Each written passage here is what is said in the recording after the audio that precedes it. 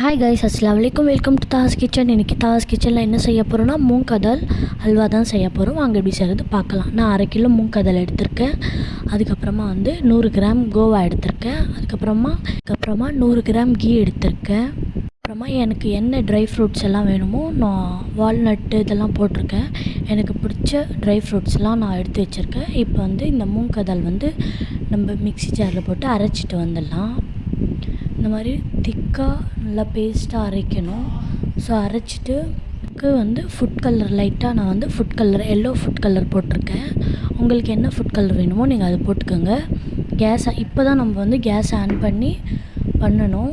ஏன்னா நம்ம ஃபஸ்ட்டே கேஸ் ஆன் பண்ணிட்டாக்கா கீழே அடி பிடிக்கும். ஸோ எல்லாமே நம்ம மிக்ஸ் பண்ணிட்டு அதுக்கப்புறம் கேஸ் ஆன் பண்ணலாம்.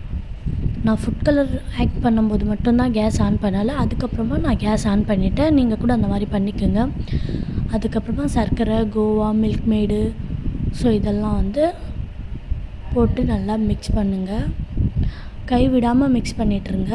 இப்போ மூங் கதல் அல்வா நல்லா வெந்துருச்சு. இந்த ரா ஸ்மெல்லாம் போயிடுச்சு. இப்போ எனக்கு வேண்டிய ட்ரை ஃப்ரூட்லாம் நான் கீயில் வறுத்து இதில் போட்டு மிக்ஸ் பண்ணிக்கிறேன். நீங்கள் ட்ரை பண்ணுங்கள். தாஸ் கிச்சனுக்கு லைக் பண்ணுங்கள், கமெண்ட் பண்ணுங்கள், ஷேர் பண்ணுங்கள், சப்ஸ்கிரைப் பண்ணுங்கள்.